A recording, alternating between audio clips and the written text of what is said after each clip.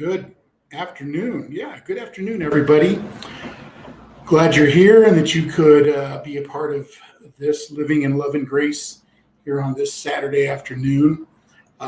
Just wanted to jump in here and just give you some thoughts, some things that have been kind of pouring through my mind, and I'm hoping you'll be blessed and encouraged by some of the words that I have to say and share with you today. So I hope you're having a good Saturday. There's nothing worse than having a nice weekend and then all of a sudden it's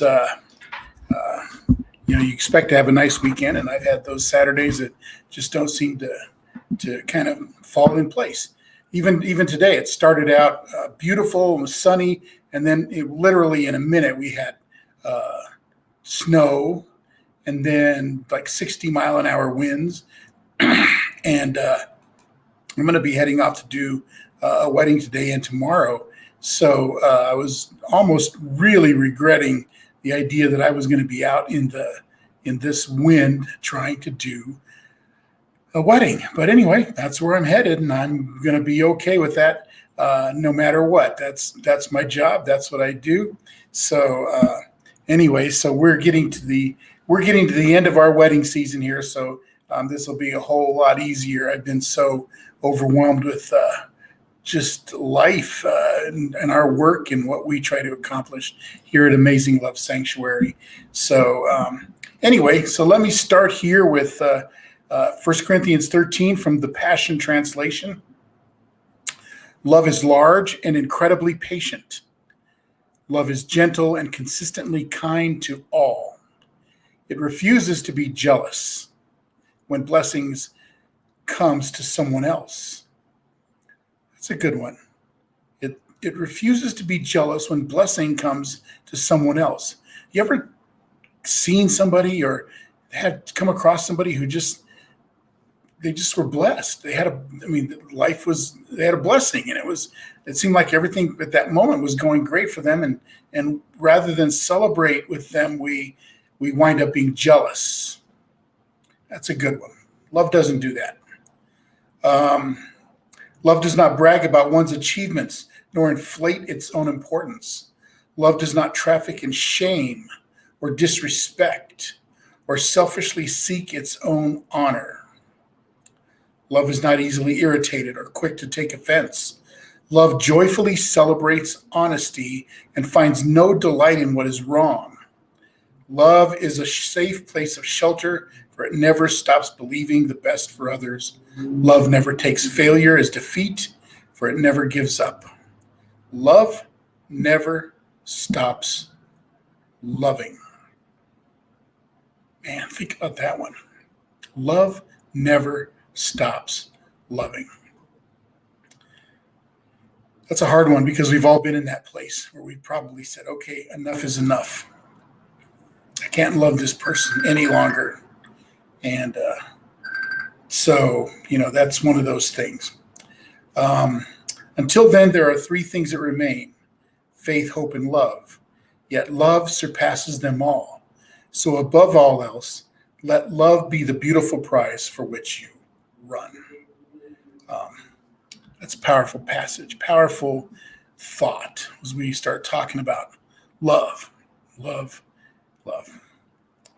So what do we do? Here we are into November, getting ready for Thanksgiving. How can love overcome what divides us? How can love move us forward together? It has to. It really has to. We have to find a way for love to overcome all the months and years of division and hate and discouragement and distrust that we've had and built up for each other.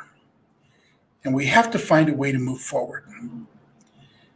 Wherever you are at politically, I've tried to make sure I kept this pretty politically neutral, even though if you follow me, you're pretty well familiar with where I stand on a lot of things. But that's not the point here. My point of here in this was not to find a way to talk about politics. I'm so tired of that. I'm really, my heart is broken that so many people are divided and discouraged and upset, and it just it breaks my heart, and I think it breaks the heart of God. It breaks the heart of those that are people of faith, and we see love as the answer. And we keep talking about it. We keep promoting it. We keep sharing it. We keep hearing that message about love. But I believe that God isn't finished with us yet. God isn't finished with us. Love hasn't left this land. Love isn't a thing of the past. Love isn't some pie in the sky, maybe, hopefully, possibly. I love that, Ari. That's great. I did something nice for someone I know who votes differently than me. Isn't that? Wouldn't that be that's an incredible thing? I never thought of that. It's because we're surrounded by people in that. I love that. That's just beautiful.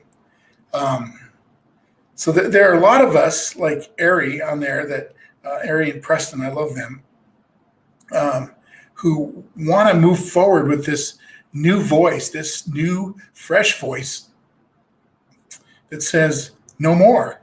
We're done. We're done living and walking and dwelling in hate. And we're going to choose love. We're going to choose community. We're going to choose the people of faith. We're going to choose those around us who vote differently from us, who love differently from us. But we need to heal. We need to heal. And without healing, it all feels disingenuous. Without healing, it feels shallow. Without healing, we can't work together. We can't get to know each other. I was sharing with a friend of mine this morning who was going to, let me get a drink of coffee here, who was going to be officiating his first same-sex wedding. And I was just, he was asking me, what should I do? And what should I be aware of? And what should I think? And all I can think is the ones that I do. I have this flaw. I call it a flaw. Some people think it's special, but I'm a big crybaby. I'm a big teddy bear. And every time I have, a same-sex couple in front of me, I just, to officiate their wedding, I sob. I sob like a baby because my heart just reaches out to them, and I love them with all of my heart. And I just feel like I'm very sensitive to what they've gone through to get to that point, to stand in front of me to officiate their weddings. And I wind up crying and sobbing because I love them so much. And I think we have to work towards that, where love becomes what drives us. Even though it's hard because I don't agree with the choice of some politicians. I've tried especially gentle and patient with a man who's been hard to deal with as a customer. That's right. And I have that with some of my very own friends, people that I've known for decades, that have been pastors and ministers. We've been colleagues, and I just see them. I don't know how they dwell in that anger, and they dwell in that sense of hate, and they just want to be there. People that I know that love God, I know they do, but they just are moved and driven by hate. I don't get it. I don't get it. I don't function in that place. You may not like the way that you might not like the things that I preach or the way that I carry out my ministry, but I'm not going to hate somebody. I'm not going to hate. I'd much rather be moved. I like that. Moved with compassion. So I don't know why I get when I start looking at YouTube. I wish I could get out of there, but um, there's something when I see these people that are just angry and want to fight and want to punch and want to and I just don't understand that because I've never been that way. So we need healing. We need to tell our stories of healing. We need to tell our stories of where we've been, how we've gotten through it, and where we are now, and make those steps forward and be authentic. It takes time. It doesn't happen overnight. It doesn't happen in a second. It takes time. It takes forgiveness. It takes grace. It takes learning how to love even when it's uncomfortable. So I have colleagues out there, pastor friends, that have really pretty much, because of my support of marriage equality, and my support of my LGBTQ brothers and sisters, that have just kind of walked away and written me off. And the hard part is I still love them. I care about them. I think about them literally almost daily. And I don't know how to reach out to communicate love to them. I think it takes time. It takes time and wondering and just being there, because someday they're going to step forward and we have to be there for them. So a lot of people are talking about, I was reading somebody talking about we're going to, Pentecostals love to talk about, there's going to be a revival. There's going to be a revival. But here's what I think. It's not about revival. There needs to be the beginning of a relationship revival. The beginning of learning how to have a relationship with each other, even when we are on different pages, even when we're on different sides of the issues. And so that's where we're at. We need I don't need another revival of another preacher of some sort that's out there prophesying or declaring whatever. We need a relationship revival. How to love each other, how to care for each other, how to reach out to each other, how to share this life together in the struggles that we are all going through daily in this life. It's tough. It's difficult. It's hard enough to be out there. Learning how to take time to look closely into each other's lives, how to contribute into each other's lives, how to share stories of opportunities, how we love each other. I was in the drive-through the other day, and Ari, you've probably seen this a lot. I don't see it that much. I haven't seen it that much, but somebody bought my breakfast, and so I pulled up and they said, "Yeah, the guy in front of you just bought your breakfast at McDonald's or something," and then the girl at the counter said, "Would you like to pass that on, sir?" And I was like, the first thing, here's how crazy it was. The first thing that came to my mind, I said, well, how much was my breakfast? And she said, well, it was $8 nothing. I said, how much is the breakfast for the guy behind me? And she goes, oh, it's $9. And after I left, I was like, oh yeah, I can do that. But after I left, I thought, it shouldn't have mattered. It shouldn't have mattered. I could have easily afforded something else, if they would have spent a little bit more money. But I was sitting there, and I drove away thankful, grateful for my person who bought my breakfast.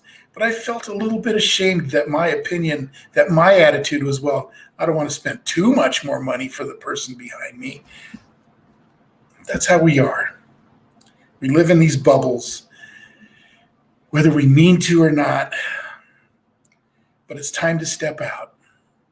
It's time to step out of those bubbles. It's time to step across those lines that we've drawn in the sand.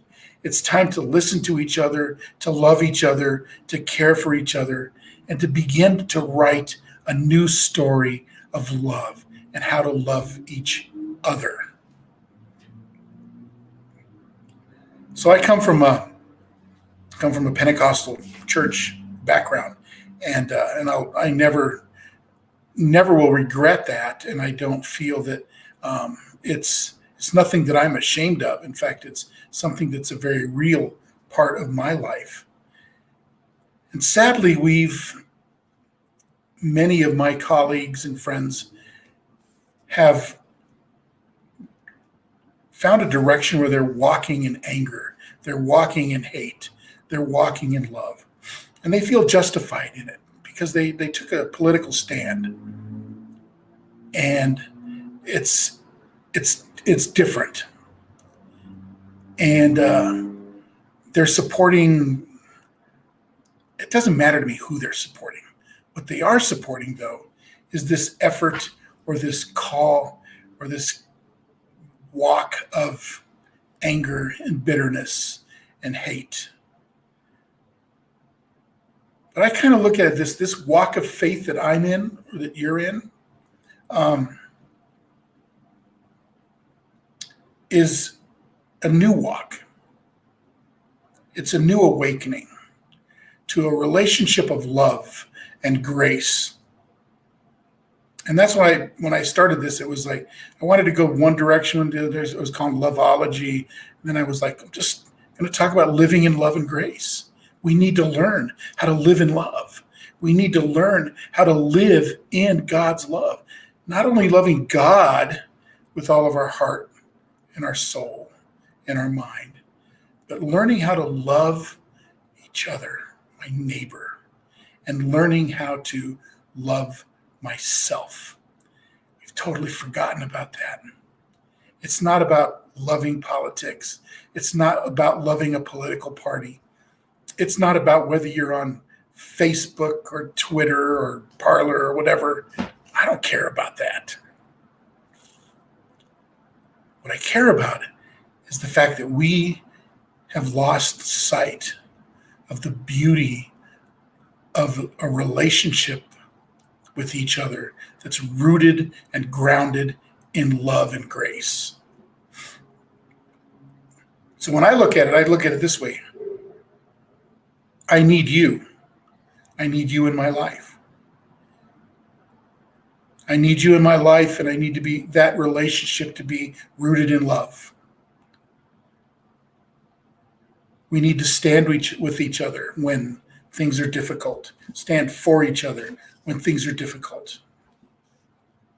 Sometimes it calls us to be warriors, social justice warriors. Sometimes it just calls us to learn how to love each other. Sometimes we're called into a person's life to express love and grace. Listen to the stories that we bring. Listen to the stories that are brought before us. And be an instrument of love. Be an instrument of power. Work it so that your daily truth is based in love. The thing that sets you and I apart, should set you and I apart from everyone else, is love. Love and grace. I know some people have a problem with that because they feel it's too easy. I've said this several times before over the years. One of my really good friends, preacher friend, oops, sorry, knocked the book around here, said to me one day, he goes, I really like what you're doing and talking about on your YouTube channel, or I think he's on my YouTube channel.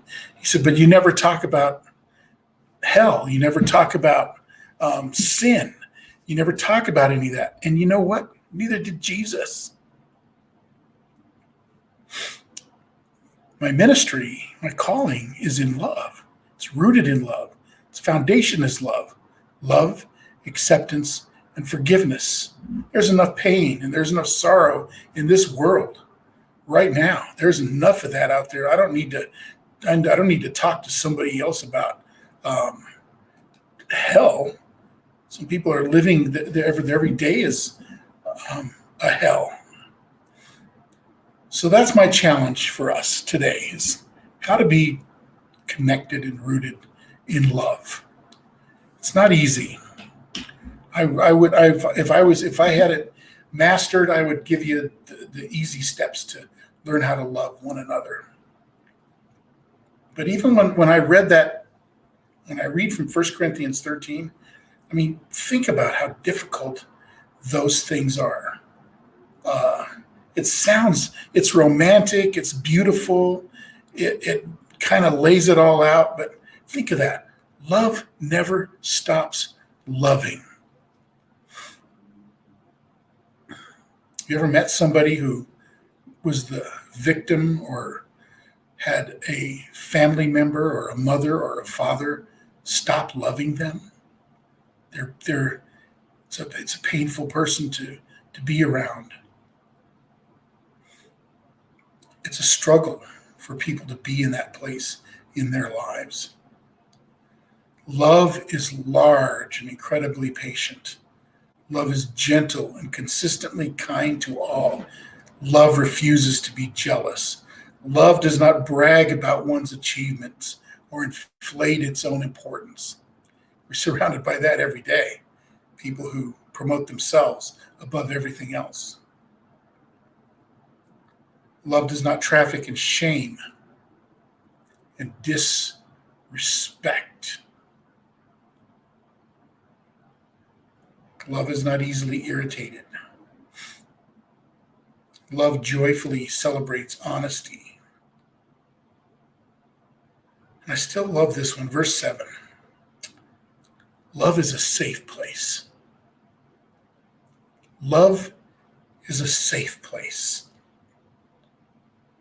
And it never stops believing the best for others. I don't think there's a person listening to me today that could say, "No, I've had enough love. I've got enough love." I mean, man, Reverend Sam, I got love up to here. I don't need any more love. We all want more love.